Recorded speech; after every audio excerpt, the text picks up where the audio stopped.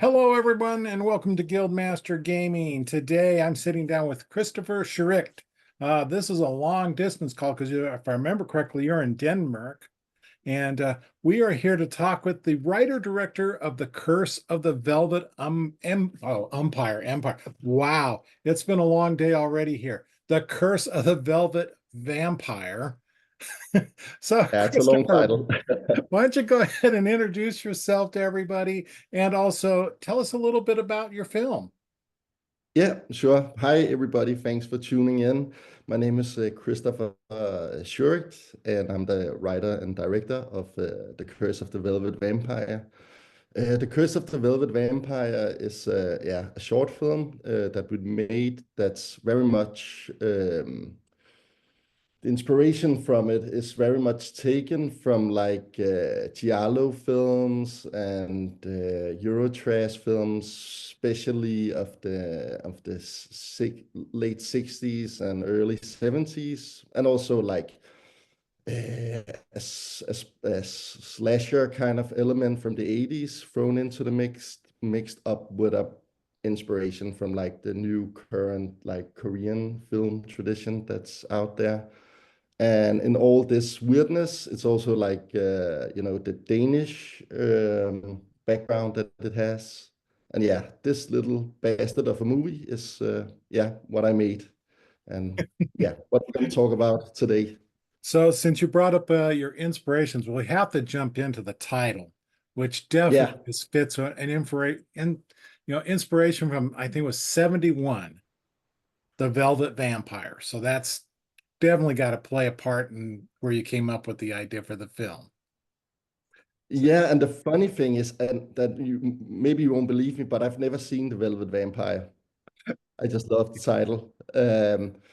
But the title was actually very much inspired by like Giallo or Giallis, I think it's called, titles from the 70s that also always had this like poetic, fun, long, weird title that you could wonder about what the hell was the meaning of that. And also a little bit of like the Hammer horror films and the things that came before that. So it's like a love letter to those kind of films. okay. And also just a fun wordplay when you tell people, well, did you make a movie? And you said, oh yes, I did The Curse of the Velvet Vampire. They're like, oh, it's easy to remember, even though it's long. So yeah. I'm actually quite surprised that you have not seen The Velvet Vampire because there are elements that it seems like you're just playing homage to from the movie itself. I mean, the female vampire and everything going on, it's really something. Now, in your film, there's a lot of mashup going on. I mean, you talk Yeah, about, the VHS cult video store with the two Asian people and it's just like, yeah. okay, so where did that mashup come from to come up with that storyline of smashing up the different cultures? Yeah, that's a really good question. And the funny thing is that, yeah, I know The Velvet Vampire is on my watch list now. Now I have to go see it. But the fun thing about it was that it was actually, as I said, I'm very much inspired by Korean movies. So Okay. always, and also old Chinese movies. So always like that foreign element to it. Um, but the thing is, Sissy, who's the lead actor, he's also my neighbor. Um, and one evening, I was at my summer house. We have that in Denmark. It's not as fancy as it sounds, but I was smoking a cigarette outside and I was writing the movie. And all of a sudden, I hear Sissy talking Chinese to a friend of his. And I can just hear them laughing, drinking some beers. And out of the blue, this idea came to me that it would be so fun to include the Chinese, also because like when I show it to people in Denmark, they don't get Chinese, and also in the States or wherever. So it just give it that like another element to it, to switch it up and to put two Chinese people in a horror store, a VHS shop or whatever. It's just gonna flip it a little bit. And also to make another example that I was inspired by was also like Jim Jarmusch and Mystery Train, where there's two Japanese in a train and the way they kind of are like the narrators of the picture. I really like that. But basically, it was because my neighbor was sitting drinking beers and speaking Chinese. No, that's great because when I watched it, I love mashups in so many ways. And between kind of doing a horror element, uh, a heavy metal type element and an Asian element, I was like, okay, this is really it's got a lot of fun to it. Um, so that's what I really enjoy about your film there. So let's kind of going on with the film.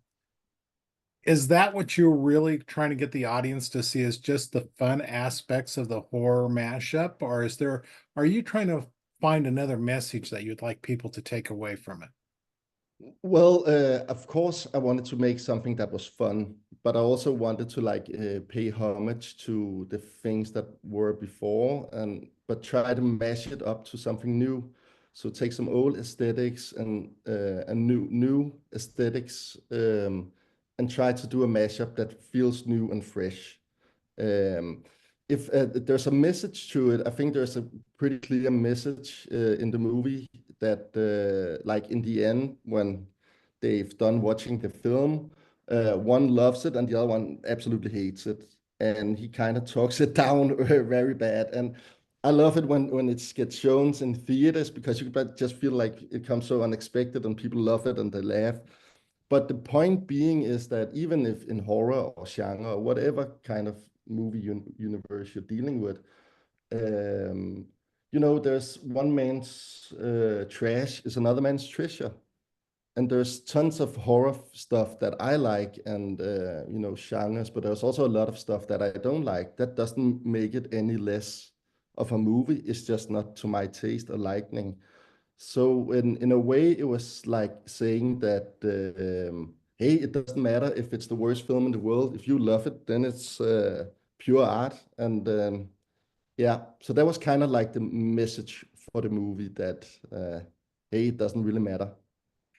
I really like that because when I got into reviewing years ago, I actually came to understand that every form of art has an audience. It's just a matter of finding the right audience for the art form.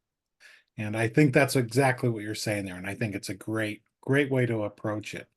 So is is The Curse of the Velvet Vampires a standalone film that you've done? Or do you have plans that you might want to make it into something more? Actually, it's not a standalone. There's actually a we made a movie with 802, the band, before we did The Curse of the Velvet Vampire. You can find it on YouTube. It's called A Heavy Metal Bedtime Story. That's where that's also a really fun flick if you like this one at least. So that was really the beginning of it, where we kind of made the whole universe, the whole vibe. So in that regard, this is like the second part of the universe, The Curse of the Velvet Vampire. And as we speak, I'm working on a third part. The first movie was directed by a friend of mine, a very talented director called Kasper Balslev.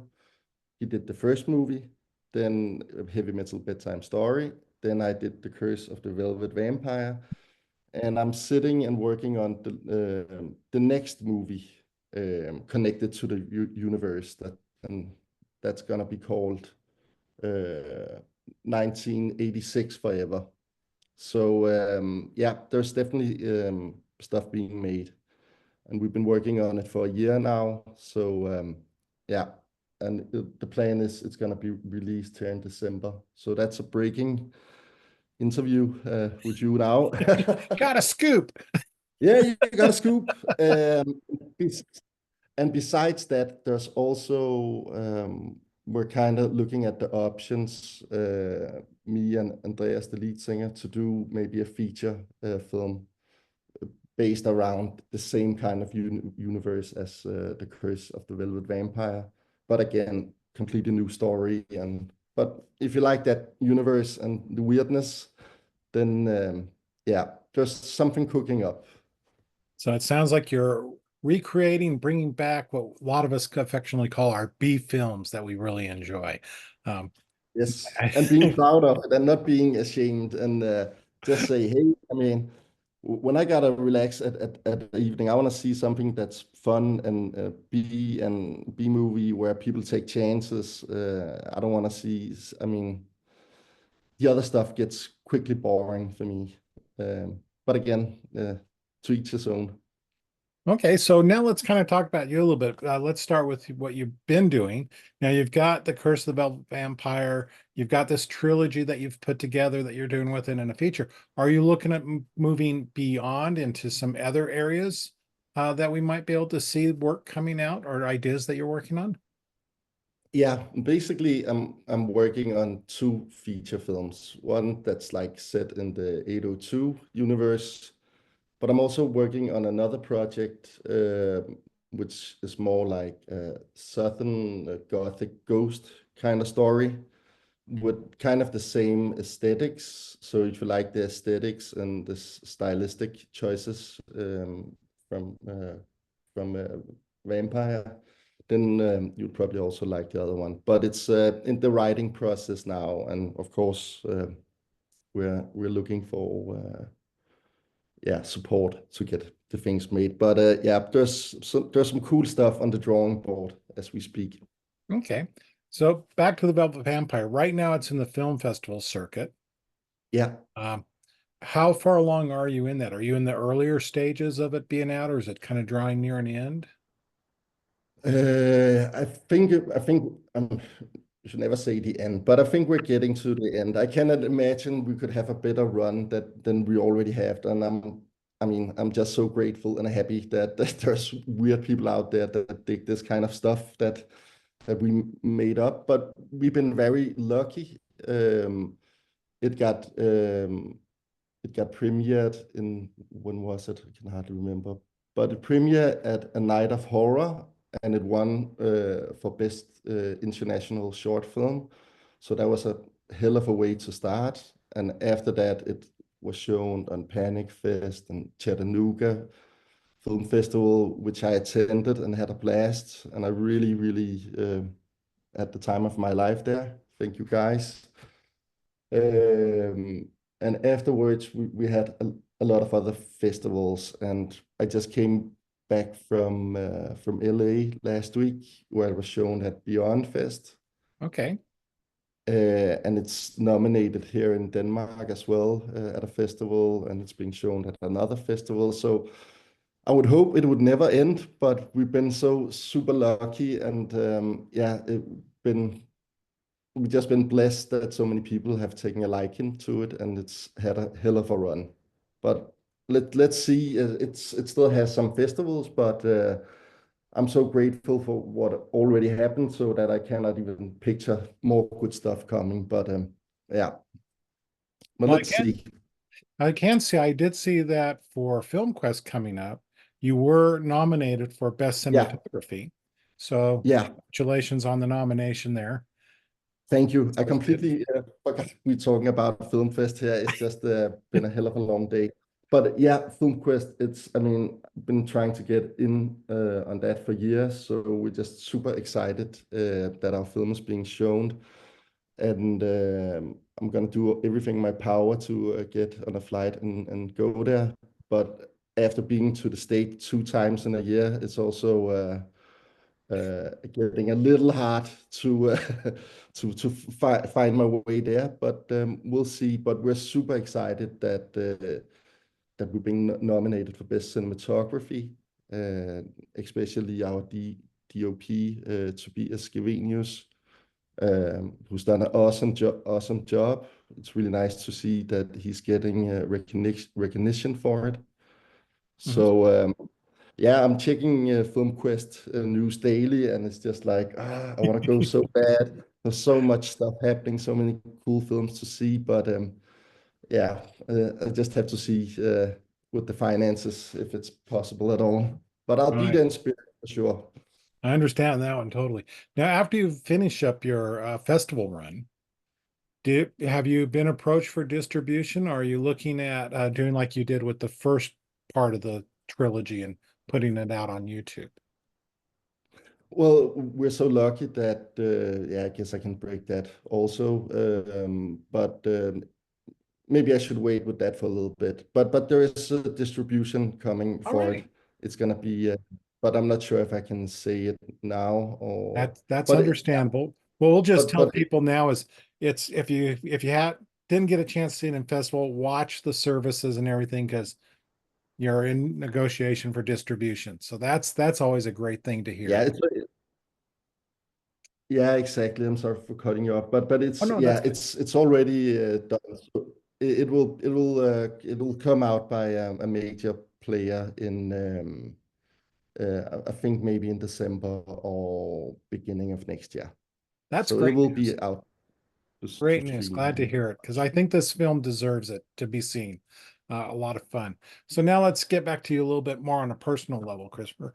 And that is Sure. what got you into becoming a filmmaker? What was your desire? What got your first piqued interest to move in that direction? Well, I mean, film has always been a major part of my life, and I think I'm no different than a lot of other of these genre directors also at Film Quest. But I grew up in the late 80s and the 1990s. Uh, and I remember going to the video store, renting video films, or going to the cinema. So it's been a part of my life forever, going to renting some stuff with my dad that you're not allowed to see, but he did it anyways. And so the film has always been a background, and I worked with film since I was like maybe 18, and then all the way till now. So film has always been a part of my life in some way or another. Okay. So any particular films from your youth that kind of stand out as those that kind of drove you forward, besides the ones that inspired you to make what you're making now? Was there any Uh, particular ones? yeah, sure. I could name thousands, but of things that I loved, just but it changed from each time I rented a movie, then you had a new favorite film, and then to the next. But one I could say that just inspired me maybe in an early age would probably be something like The Good, the Bad, and the Ugly. Just the whole universe, the way it was shot, the music, the adventure part of it. Yeah, I love that. But I mean, I also loved, E.T. or yeah, all kinds of stuff, basically. If you could rent it, I watched it.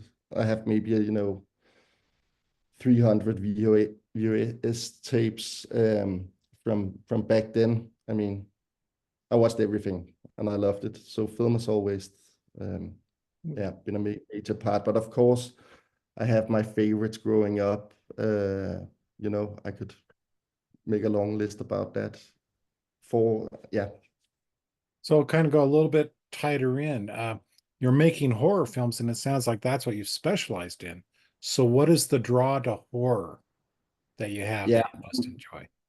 yeah. I'm glad you. What I really love about horror is that as a genre, you can do so many things with it. I mean, there's so many subgenres, and you know, if I say I love horror, there's uh, it's not all horror films that I love. I mean, for me, like torture stuff, it doesn't really do anything for me. But I love like old school gore movies like Luigi Fulci or Mario Bava, Dario Argento.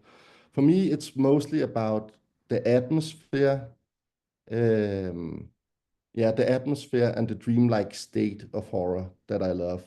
That you can be transported into like another world that kind of becomes like a dream universe.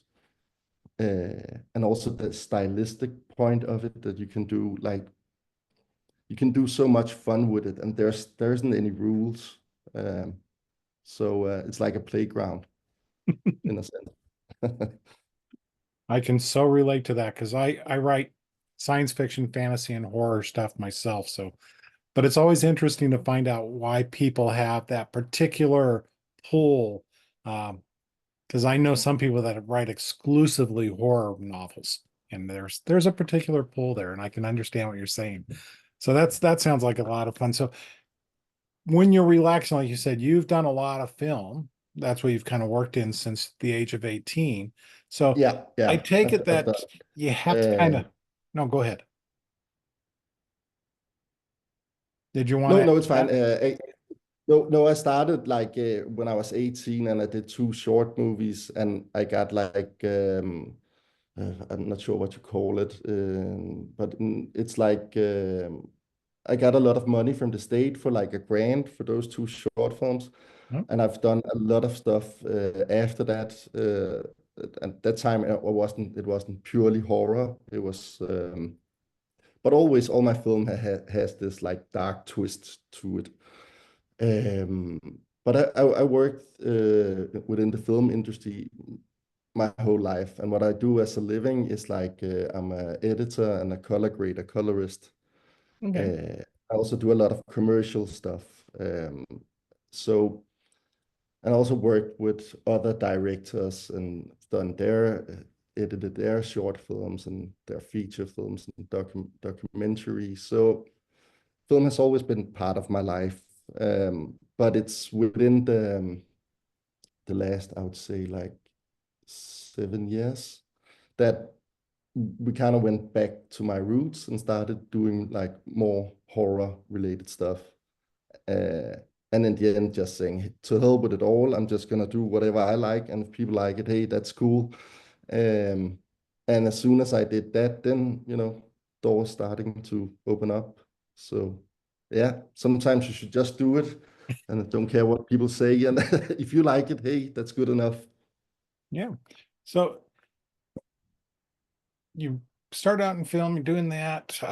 Now I had a question and I just totally lost it now because of what we were just Yeah, talking yeah, that's about. fine. But that happens. It's not a big deal. I usually, oh, okay. Well, so let's jump into this. You got a lot of things going on in film. You work in film, you're making film. So what do you like to do to unwind away from film besides sitting out on the porch at your summer house having a smoke? Well, I have two kids, so so the free time is also limited in a way. But of course, I like to do what everybody else do. Go out once in a while, and yeah, whatever ordinary stuff there is. But with that being said, I mean, I always loved film, and when I kick back, it's also with film. Not all the time, crazy horror films, but yeah, film is a big part of my life, I would say. Okay. So you started out, like you said, at 18 and with a grant, and you just kind of jumped into it. If someone came up to you and said, "Hey, I want to get into film. I want to start making my own films," what piece of advice would you give them? I would say that never give up, never give up for sure. It's gonna be hard, and if you want to do films, don't do it because you want to stand on in Hollywood. And if you want to be rich or famous, because the likelihood of that is very small, and besides, that shouldn't be the point. You do film because you cannot do without. You have to do it. There's something in you. And I would say go for it. I mean, start small and then just work your way up, but never give up. Because, hey, maybe one day you will find yourself in Hollywood, as I did last weekend. So it does happen, but hey, it took me 20 years to get there. So, with a lot of ups and downs. So, be prepared for it. But yeah, basically just don't give up. And uh, the most important thing about doing a film, it's not where it's shown or who's seeing it, or it's the feeling that you lived out your vision and you've done it. That's the prize, I would say. Um, yeah. So I would just don't give up. Just keep pushing and yeah, do your best. Okay. So where if people wanted to follow you and find out, keep tabs on you, where can they find you on the net? Well, they can go to my Instagram page. It's in Danish, so it's probably hard to pronounce. But if they do a little bit of digging, they can probably find me. I don't post a ton of stuff, but I do post something sometimes when there's something to celebrate. Or so they could, yeah, hit me up on Instagram or Facebook, and yeah, then they can see what's going on, what's coming next, and yeah. Okay, so we're coming up on about a half hour here, and Yeah. it seems like we've kind of gone through a lot of things. Um, and I'm kind of at a point going, I think we've kind of covered everything about the film and about yourself and where things are going for you and where you're from. Is there anything you would like to finish up with and talk about or express to anybody out there? Well, what I would express is just the gratitude of everybody that's helped our little film get this long life, and especially making impact in the States, and all the people I've met at the festivals, all the people that's helping out, like you're doing the interview with me now, and there's so many good people that's loving this horror genre, and it's incredible to see all the support that we've gotten, that I've gotten. And I mean, the time when we went to Chattanooga Film Fest, I mean, the support they showed, I mean, they went out of their way for us while we were there. Um, it's been a hell of a journey, and I'm just super grateful and humble that there's people out there who likes my little vampire universe world building, and yeah, uh, keep hanging in there. There'll be more cool stuff to announce and more fun craziness ahead. Um, yeah, so I think that's about it for me. But just to let you know that I'm super grateful for the run that the Curse of the Velvet Vampire has had, and it's just not me. There are a lot of people making this movie, and it means the world to them that it found a home out there. And I think it's going to be a home that lasts because, like I said, it just fits right in, like you were saying, with the genre type mashup, the B flick style, and just the fun of embracing it all. So that's what I'm going to kind of leave people with is The Curse of the Velvet Vampire. Uh, since I'm working with FilmQuest, I'll let people know that's still coming to FilmQuest later on this month, at the end of the month, down in Provo, Utah. And if you don't get a chance to see it there, keep an eye out for if there's local festivals still going on. It's finishing up the run. And we know that it's going to be coming out someplace out there. So it will be available to see. And if you like, I mean, I'll admit when I saw this, I immediately jumped back right into some of those old films. So it's a lot of fun. I really enjoyed it. And I will be writing up a full review of this and that'll be published out. I will put a link to that article in with the notes of this video here. And so if you like this, please share it, like it. I appreciate that. It helps us grow, kind of be able to do more of this. Uh, it's been a lot of fun talking with you. Thank you for joining me.